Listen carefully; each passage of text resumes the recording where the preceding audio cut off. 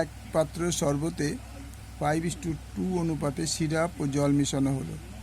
ওই শরবতে কতটা অংশ তুলে নিলে তার পরিবর্তে সমপরিমাণ জল ঢাললে সিরাপ ও জলের পরিমাণ সমান সমান হবে? হিসাব করে দেখি। তাহলে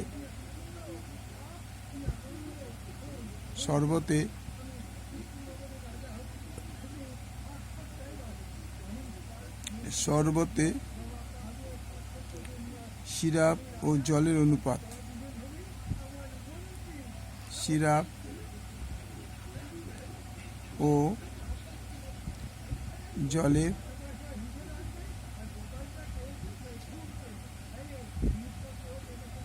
অনুপাত 5:2।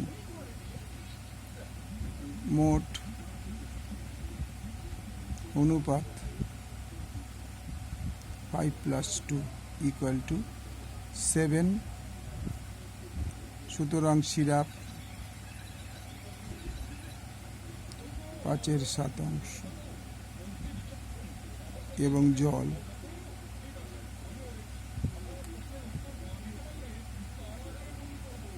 2/7। আবার ওই শরবতের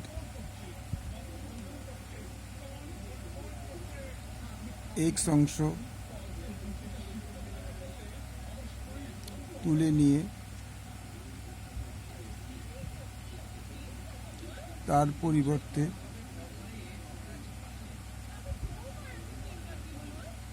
x পরিমাণ জল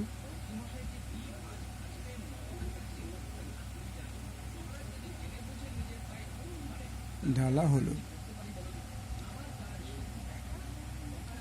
তাহলে সিরাপের পরিমাণ অনুপাত ছিল এত, মোট অনুপাত এত, সিরাপ এত, জল এত। এবার ওই শরবতের x অংশ তুলে নিলে এই x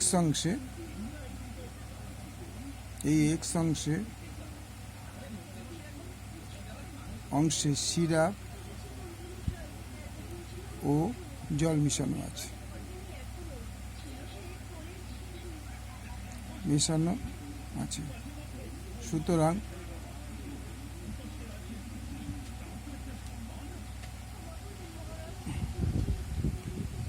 সিরাপের পরিমাণ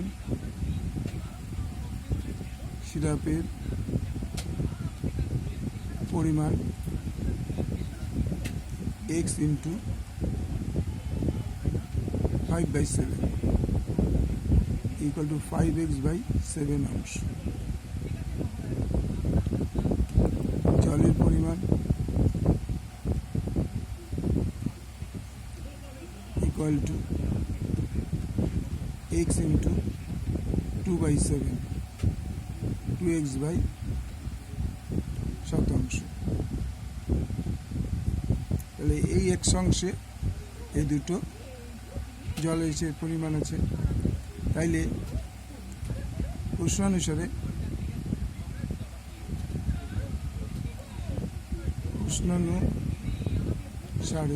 সিরাপ কত আছে?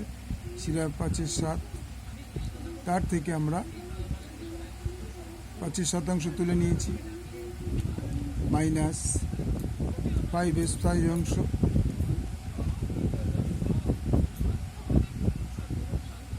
সিরাপের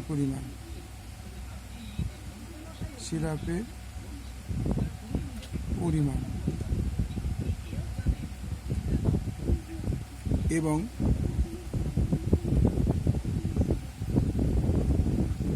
জলের পরিমাণ = 2/7 বিয়োগ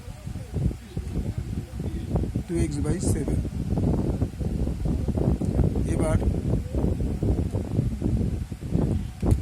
এই x অংশ শরবতের পরিবর্তে এই x অংশ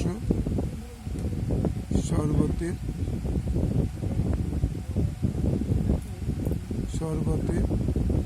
পরিবর্তে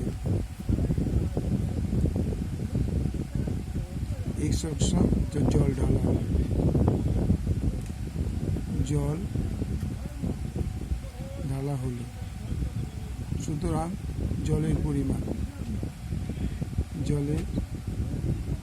পরিমাণ ইকুয়াল টু 2/7 ছিল, plus 7 plus x, LCM 7, 2 plus 2x plus x অংশ 2 মাইনাস x/7 এবার কি বলেছে?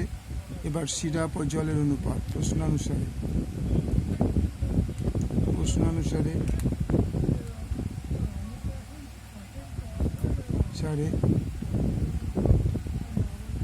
সিরাপের পরিমাণ বাই জলের পরিমাণ ইকুয়াল টু 1/1। তো সিরাপ কত ছিল? 7, 2 মাইনাস 2x, তাহলে 2 minus 2x by 7 by 2 minus x. তাহলে সিরাপ কত ছিল? সিরাপ পরিমাণ 5/7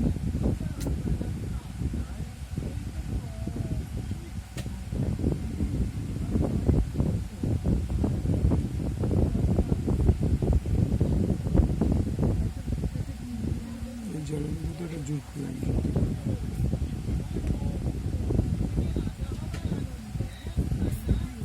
যুক্ত করলাম। আচ্ছা, এবার এটা হচ্ছে 5 মাইনাস 5x/7 অংশ। তাহলে 5 minus 5x/7, 2 minus x/7 equal to 1/1, বা 5 minus 5x/7, 7 by 2 minus x is equal to 1/1। 7 কেটে গেল, তাহলে বা 5 minus 5x is equal to 2 minus x, বা minus 5x plus x is equal to 2 minus 5।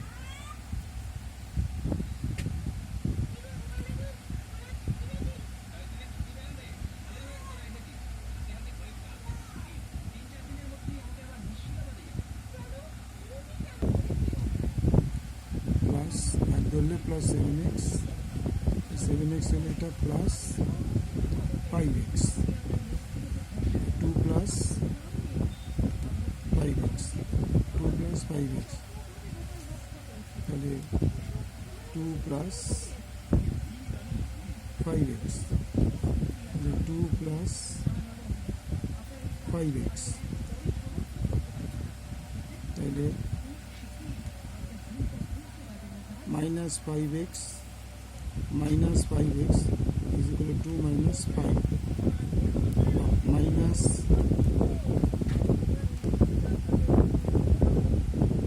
10x equal to minus 3, বা